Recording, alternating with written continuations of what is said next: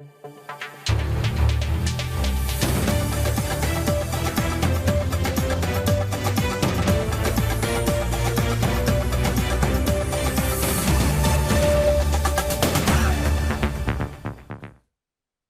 দর্শক, আমি আফজাল হোসেন, স্বাগত জানাচ্ছি সম্পাদকীয়তে। ঘড়ির কাঁটা ধরে এগিয়ে আসছে নির্বাচন। সবার আশা নির্বাচিত সরকারে রূপান্তর হবে সুষ্ঠুভাবে।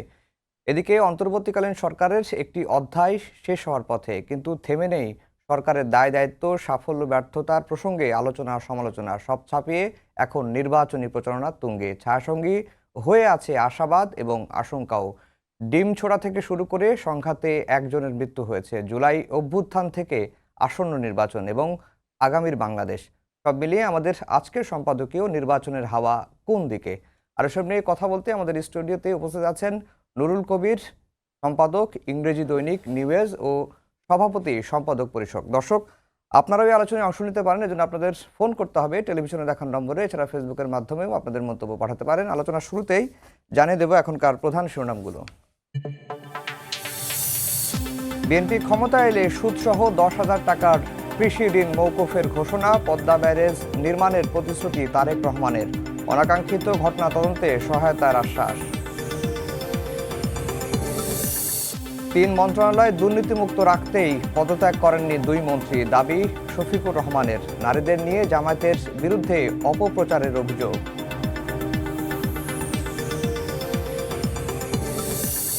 শেরপুরের ঘটনায় পরিস্থিতি ঘোলাটে করার চেষ্টা দেখছে বিএনপি। উশৃঙ্খলতার পাল্টা অভিযোগ জামায়াতের। ওসি ইউএনও প্রত্যাহার, সহিংসতায় জড়িতদের গ্রেফতারের নির্দেশ। দেশজুড়ে প্রচারণার উত্তাপ, পাড়া মহল্লা ঘুরে ঘুরে নানা প্রতিশ্রুতি দিচ্ছেন প্রার্থীরা। বাস্তবায়ন নিয়ে প্রশ্ন বিশ্লেষকের, উপায় বাতলে জনগণের সামনে তুলে ধরার পরামর্শ। এবং ট্যাংরাটিলা গ্যাস ক্ষেত্র বিস্ফোরণের ঘটনায় বাংলাদেশের পক্ষে আন্তর্জাতিক আদালতের রায়। কানাডিয়ান কোম্পানি নাইকোকে ক্ষতিপূরণ দিতে হবে $4,20,00,000।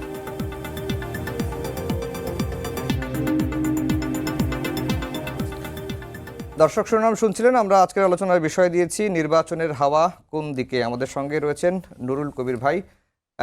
নুরুল কবির ভাই, এই যে নির্বাচনের প্রচারণা চলছে, বিএনপি জোট এবং জামাত জোটের প্রার্থীরা প্রচারণা চালাচ্ছেন, নির্বাচনের পরিবেশ যখন প্রচারণা শুরু হলো তখন বেশ কয়েকদিন 2-3 দিন ভালোই মনে হচ্ছিল। এখন দিনকে দিন সহিংসতা সংঘর্ষের ঘটনা ঘটছে এবং একজনের মৃত্যুর খবর আমরা দেখেছি গতকালকে। সব মিলিয়ে নির্বাচনের পরিবেশটা কেমন দেখছেন? আপনার পর্যবেক্ষণটা কি? ধন্যবাদ। এটা তো নির্বাচনের সময় নানা ধরনের উত্তেজনা থাকে, কিন্তু তার মধ্যে এই ধরনের সহিংসতা কখনোই কাম্য হতে পারে না, যেখানে মানুষের মৃত্যু সংঘটিত হয়। অত্যন্ত দুর্ভাগ্যজনক একটা মামলা হয়েছে। আমরা আশা করব যে সত্যিকার অর্থে এটার জন্য কারা দায়ী সেগুলো দ্রুততর সময়ের মধ্যে শনাক্ত করার চেষ্টা করা। কারণ সেটা না করতে পারলে এবং শাস্তির ব্যবস্থা করা না করতে পারলে যারা উস্কানি দিয়ে নির্বাচনকে, পরিবেশকে ক্ষতিগ্রস্ত করতে চান, তারা উৎসাহিত হবে। বাংলাদেশে এই মুহূর্তে একটা জনপ্রতিনিধিত্বমূলক জাতীয় সংসদ গড়ে তোলবার জন্য একটা সুষ্ঠু নির্বাচন হওয়া অত্যন্ত জরুরি। তো এই ধরনের সহিংসতা এড়াতে হবে এবং এখানে নির্বাচন কমিশনের অনেক দায়িত্ব আছে। আমার নিজের ধারণা যে নির্বাচন কমিশন তার দায়িত্ব সঠিকভাবে পালন করছে না। যেমন ধরুন,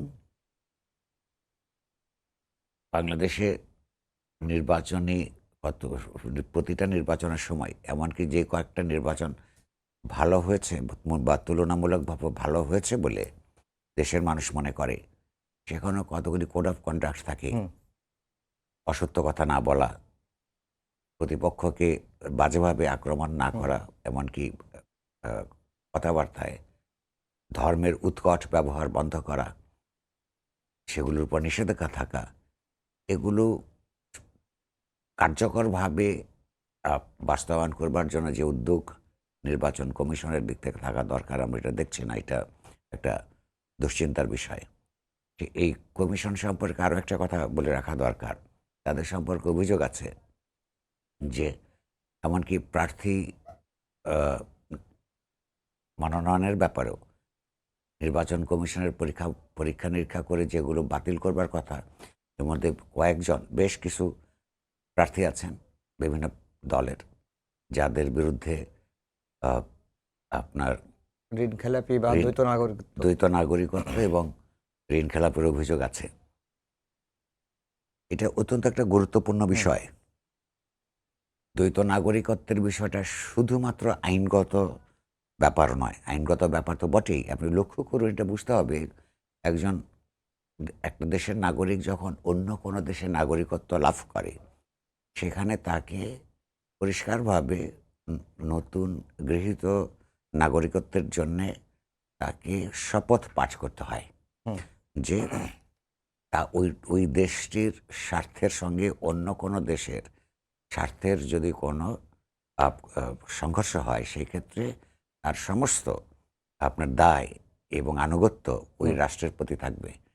এখন আজকের যুগে যখন আমরা একটা আন্তর্জাতিক রাষ্ট্র সম্প্রদায়ের মধ্যে বসবাস করি, প্রত্যেকটা রাষ্ট্রের সঙ্গে প্রত্যেকটা রাষ্ট্রের যেমন আহ, আপনার স্বার্থের সম্পর্ক আছে, তেমনি স্বার্থের সংঘাতও আছে।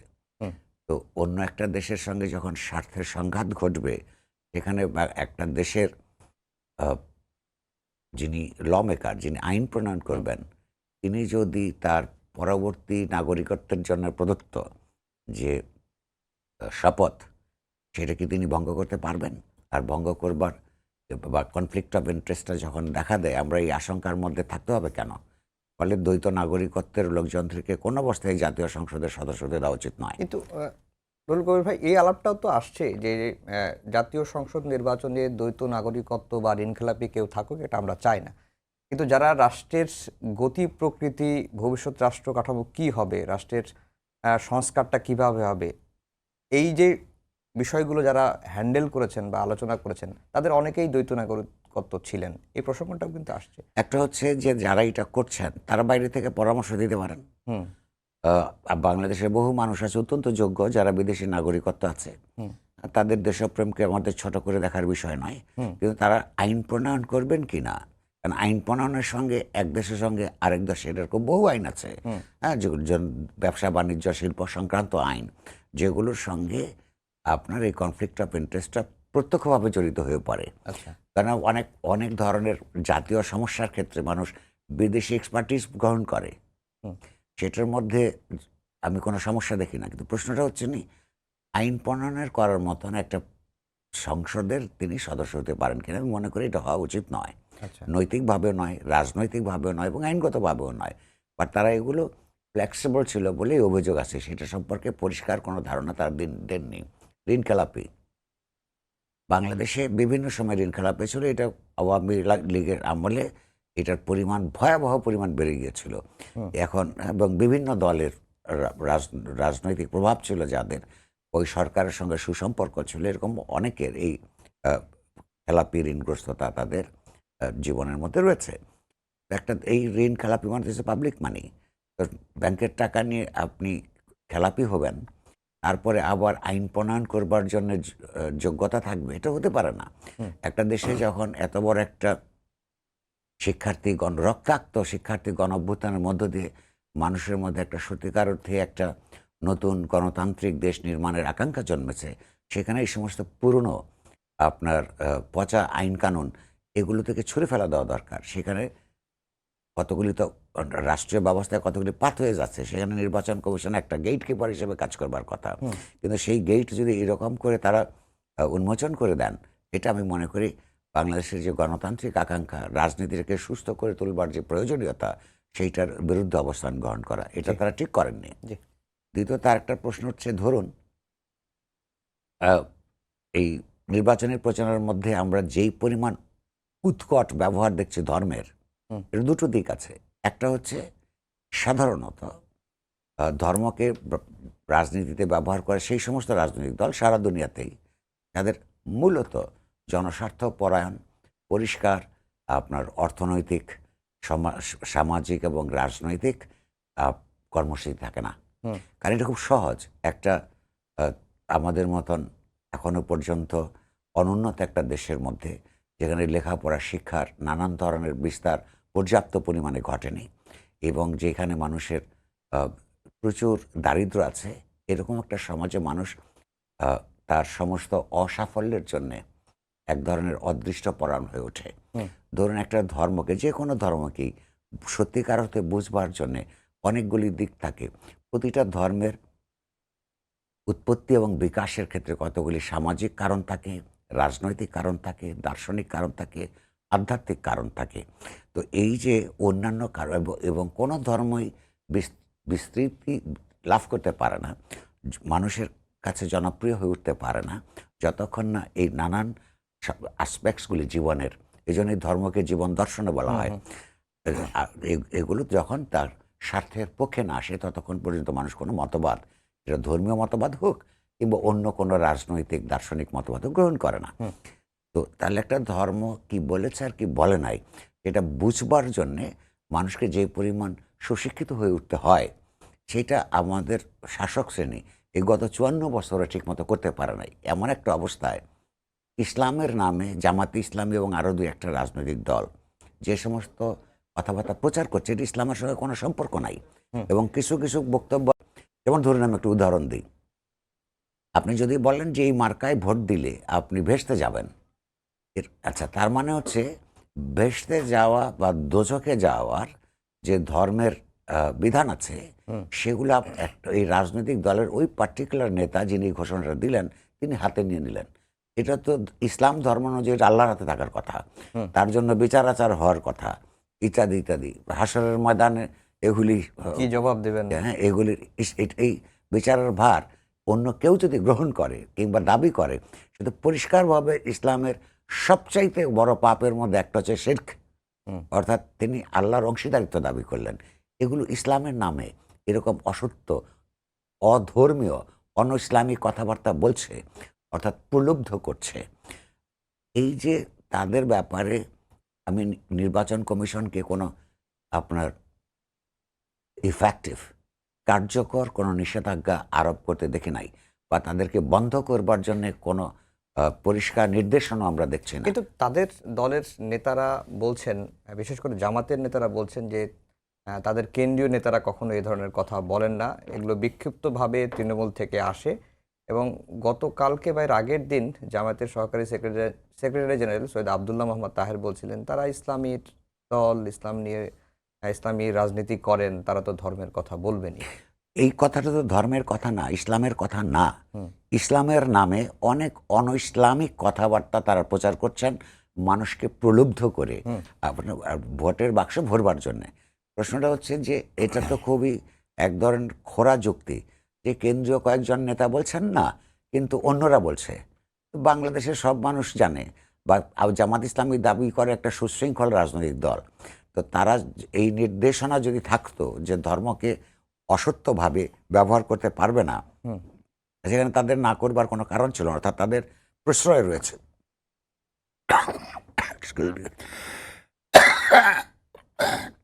সরি। কিংবা ধরুন আমি আরেকটা কথা দিই, আমি একজন বক্তাকে আপনার জামাত ইসলামের এক প্রার্থীকে বলতে শুনলাম যে আসমান জমিনে এমন কোনো ক্ষমতা নাই জামাত ইসলামকে ক্ষমতায় যাওয়া থেকে বিরত করতে পারে। তো এইটা আপনি কি ধরনের ইসলামী বক্তব্য বা যে কোনো ধর্মীয় বক্তব্য, এগুলো তারা বলছেন, মানুষকে প্রতারিত করছেন ইসলামের নামে। এটা আমরা পাকিস্তান আমলে ওই মুসলিম লীগকে করতে দেখেছি, যে যারাই তাদেরকে ভোট দিবে না, হ্যাঁ, তারাই মুসলমান নয়। তো এখন এই জামাতে ইসলামীর নেতাকর্মীদের অনেকেই এই ধরনের প্রচারণা করছে। এগুলো জনগণের সঙ্গে প্রতারণা, এই প্রতারণামূলক এবং তার ধর্মকে ব্যবহার করে এগুলো তো নির্বাচন কমিশনকে বন্ধ করতে হবে। আমাদের সমাজটাকে তো কতগুলি রাজনৈতিক দল, খুবই ইহজাগতিক একটা বস্তু রাষ্ট্র, সেই রাষ্ট্র পরিচালনায় প্রার্থীদেরকে, কোন ধরনের প্রার্থীদেরকে ভোট দিবে, মানুষের মধ্যে এটা যুক্তির ব্যবহার দেখাতে হবে। তাকে দেখতে হবে যে তার অর্থনৈতিক কর্মসূচি কী, সাংস্কৃতিক রাজনৈতিক কর্মসূচি কী, একটা গণতান্ত্রিক রাষ্ট্র প্রতিষ্ঠার জন্য কোনো উদ্যোগ গ্রহণ করেছে, অর্থনৈতিক সমৃদ্ধির জন্য তার কি সত্যিকার অর্থে এগুলো আছে। এই বেহেশত দোজখ দেখানোর বা ভয় কিংবা লোভ দেখানোর দায়িত্ব তো একজন একটা রাজনৈতিক দলের হতে পারে না। প্রতিষ্ঠান এগুলি করছে, এগুলি বন্ধ হওয়া দরকার। মানুষকে তো আরো পশ্চাৎপদ বানিয়ে তুলছে। কিন্তু ধর্মকে পুঁজি করে রাজনীতি করার ঘটনা কি নতুন? বাংলাদেশে প্রতিদিনই কি একটা করে গণ অভ্যুত্থান হয়? না? তাহলে গণ অভ্যুত্থানের মধ্য দিয়ে এই যে পুরনো জিনিস, যেগুলো যেগুলো রাজনীতিতে ব্যবহার করা উচিত নয়, সেগুলোর বিরুদ্ধে একটা আপনার যুক্তিসম্মত জনস্বার্থপরায়ণ হুম। রাজনৈতিক অর্থনৈতিক কর্মসূচি ভিত্তিক রাজনীতি গড়ে তোলা, এইটা হচ্ছে বাংলাদেশের আকাঙ্ক্ষা। হুম। এইটা নতুন। বিভিন্ন সময় এই আকাঙ্ক্ষাটা ছিল। যখন এই রাজনৈতিক ক্লাস এইটাকে এইটার সঙ্গে প্রতারণা করে, বিশ্বাসঘাতকতা করে, তখনই আমরা দেখেছি বড় বড় রাজনৈতিক অভ্যুত্থান ঘটতে মানুষের। তো সেই অভ্যুত্থানের পরিপ্রেক্ষিতে নিশ্চয়ই এখানে একটা ধর্মভিত্তিক রাষ্ট্র ব্যবস্থা গড়ে তোলবার জন্য এই লক্ষ লক্ষ মানুষ রাস্তায় নামেনি। ফলে এই ধরনের কর্মকাণ্ড একটা গণতান্ত্রিক বাংলাদেশ নির্মাণ করবার জন্যে এই তার সঙ্গে আকাঙ্ক্ষার সঙ্গে অসঙ্গতি পরায়ণ। এ কারণে এখানে যারা নির্বাচন কর্তৃপক্ষ আছেন, তারা যদি গণতন্ত্র বোঝেন, তারা যদি আপনার বৃহত্তর রাজনৈতিক চেতনা, যেটা আপনার একটা গণঅভ্যুত্থানকে জন্ম দিয়েছে, সেটার স্পিরিটটা বোঝেন, তার প্রতি শ্রদ্ধাশীল থাকা দরকার। জামায়াতের নারী কর্মীদের ওপর হামলা হচ্ছে, তাদেরকে হেনস্থা করা হচ্ছে। গত কয়েকদিনে জামায়াত এটি নিয়ে তীব্র প্রতিক্রিয়া জানিয়েছে এবং অন্যদিকে জামায়াতের নারী কর্মীদের বিরুদ্ধে বিএনপির যে অভিযোগ, তারা বাড়িতে বাড়িতে গিয়ে তালিমের নামে ভোটারদের মোবাইল নাম্বার নিচ্ছেন, এনআইডি কার্ড নিচ্ছেন, বিকাশ নাম্বার নিচ্ছেন। এই বিষয়টাতে আপনার পর্যবেক্ষণ বা আচ্ছা, মন্তব্য? প্রথম কথা হচ্ছে কারোর উপরই আক্রমণ করা উচিত নয়। জামাতের নারী কর্মী হোক বা পুরুষ কর্মী হোক বা বিএনপি বা অন্যদের হোক, এই ঘটনাটা ঘটছে। আমি বলছি যে এটা বন্ধ করা দরকার। এক। দ্বিতীয় প্রশ্নটা হচ্ছে, আমরা তো এগুলি অনেক ভিডিও দেখেছি, হুম। ইউটিউবে এগুলি খুঁজলে আপনি পাবেন, যেখানে নারী কর্মীরা গিয়ে কোরআন শপথ করানোর চেষ্টা করছে আপনার ভোটারদের, হুম। তাদেরকে প্রতিশ্রুতি দিবার জন্যে। এইটা একটা গণতান্ত্রিক রাষ্ট্র ব্যবস্থায়, নির্বাচনিক ব্যবস্থায় এটা হতে পারে না। কারণ এই যে ধর্মপ্রাণ মানুষ, হ্যাঁ, তাকে একটা অসহায় অবস্থায় ব্ল্যাকমেইল করার মতো, এটা একটা চূড়ান্ত অপরাধ। সেই অপরাধের বিরুদ্ধে প্রতিদ্বন্দ্বী রাজনৈতিক দলগুলি ক্ষুব্ধতা বোধ করতে পারে, কিন্তু সেই ক্ষুব্ধতা এই পর্যায়ে যাওয়া উচিত নয় যে তাদের উপর কোনো সহিংস আক্রমণ করবে। আর জামাত ইসলামীকেও বুঝতে হবে যে মানুষের সাথে এই ধরনের প্রতারণা করা, তাদেরকে ধর্মীয়ভাবে ব্ল্যাকমেইল করবার অধিকার তাদের নাই। এরকম অবস্থায় আর নারীদের ব্যাপারে যে জামাত ইসলামের অবস্থান, সেটা তো খুবই পশ্চাৎপদ এবং কপটতাপূর্ণ। বরং যেই নারীরা জামাত ইসলামের পক্ষে ক্যানভাস করছেন, আমি তাদেরকে অনুরোধ করব জামাতের নারী সংক্রান্ত রাজনৈতিক, অর্থনৈতিক, সাংস্কৃতিক কর্মসূচিটা ভালো করে বুঝবার।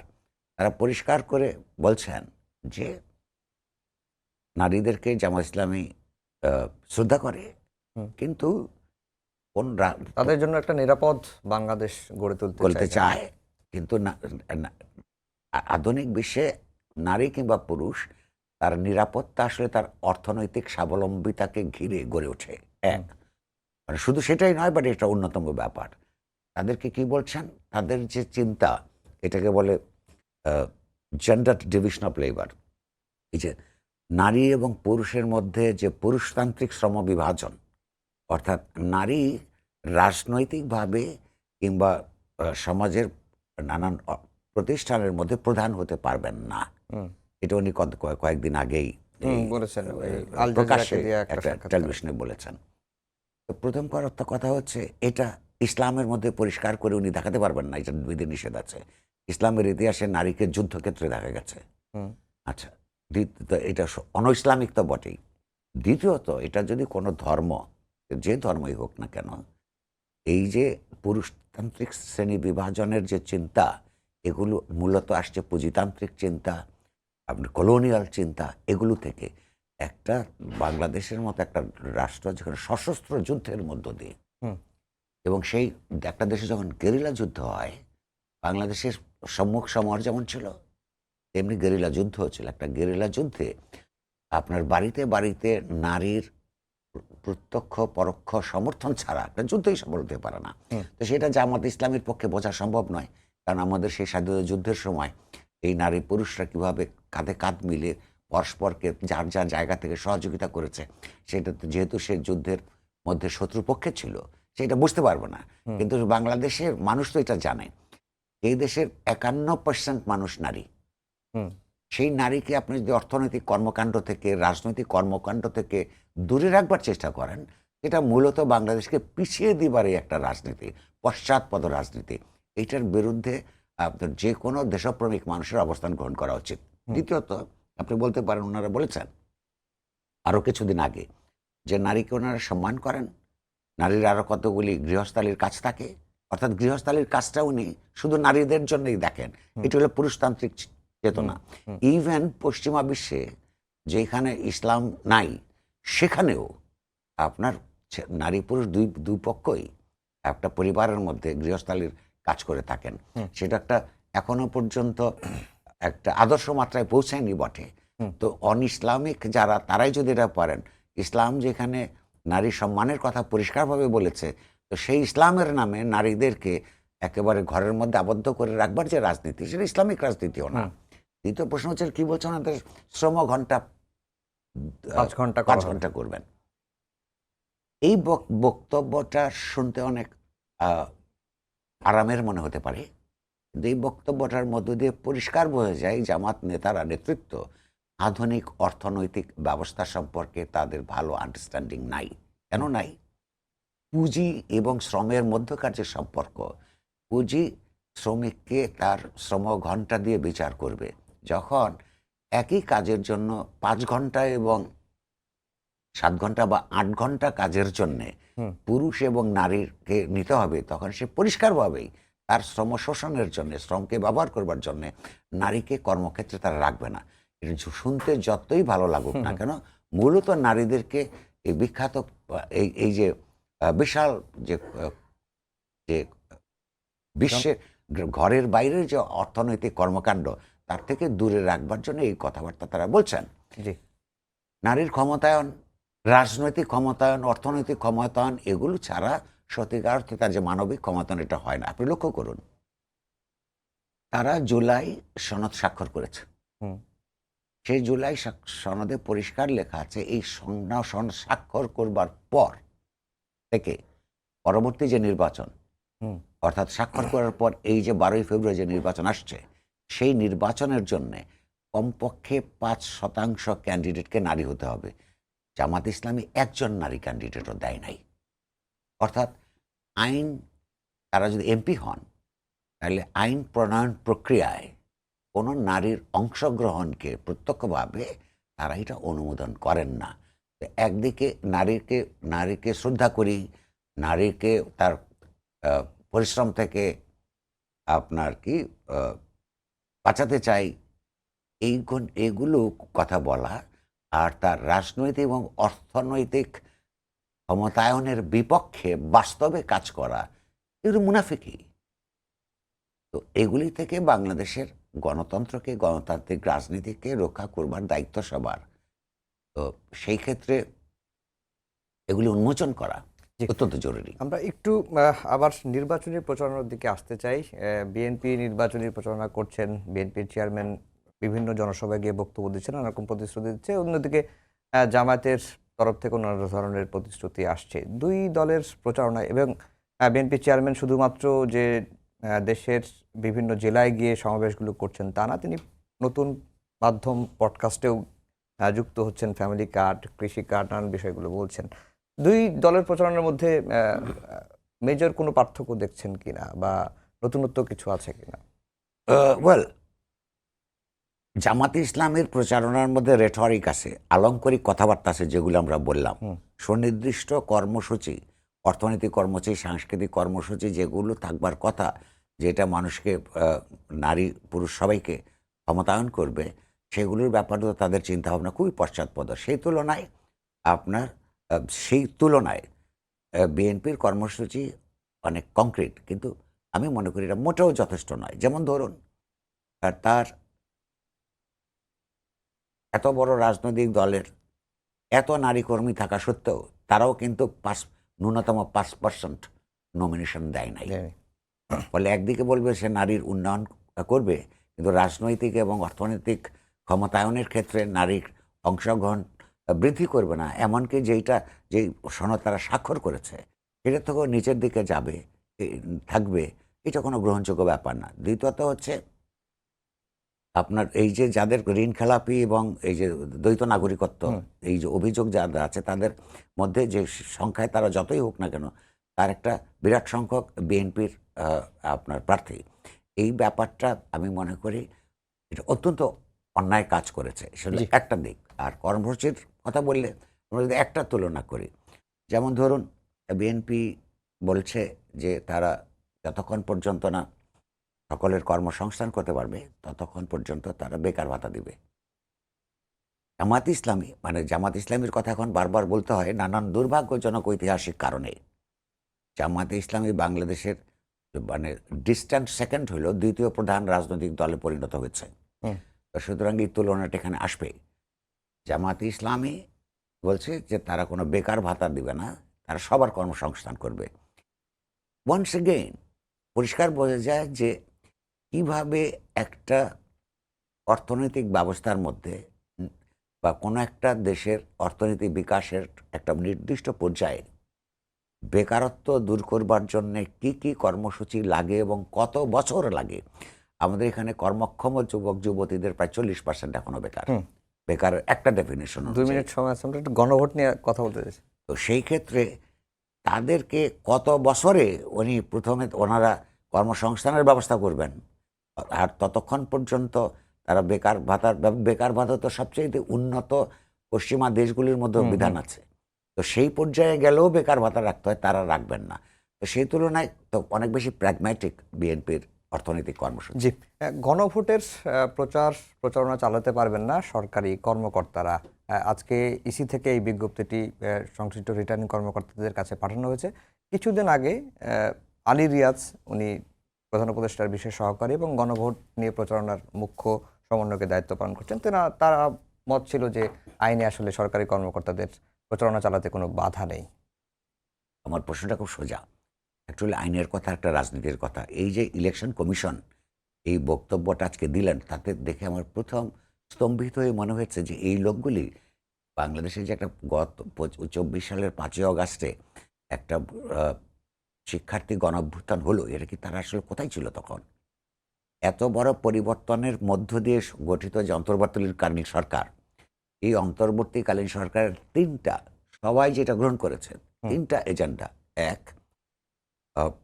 পূর্ববর্তী সরকারের যে হত্যাকাণ্ডের জন্য যারা দায়ী তাদের বিচার করা, সংস্কার সাধন করা, এবং 3 নম্বর হচ্ছে নির্বাচন অনুষ্ঠান করা। 1 মিনিটে বলতে হবে। 2 নম্বরটা হচ্ছে সংস্কার। এই সংস্কারের পক্ষে কতগুলো কনসেনসাস তৈরি হয়েছে। তাহলে এই কনসেনসাসটা বাস্তবায়ন করা একটা ম্যান্ডেট হচ্ছে পুরা গণঅভ্যুত্থানের। এই গণঅভ্যুত্থানের মধ্য দিয়ে প্রতিষ্ঠিত যে নির্বাচন কমিশন, সেইটার পক্ষে ওই কর্মসূচির ওই জুলাই সনদের অনেক সীমাবদ্ধতা আছে, কিন্তু সেইটাকে পাশ করিয়ে আনবার জন্য প্রচারণা করা নির্বাচন কমিশনেরও দায়িত্ব। জি ভাই, সেই ক্ষেত্রে এটা বাদ দিয়ে এইটার আমার অর্থ হচ্ছে তারা আমার হাতে চলে যেতে আর কোনো অপশন নেই। নুরুল কবির ভাই, আপনাকে অসংখ্য ধন্যবাদ জানিয়ে শেষ করছি। আমাদের আজকের সম্পাদকীয় আগামীকাল আবারও দেখা হবে একই সময়ে। শুভরাত্রি।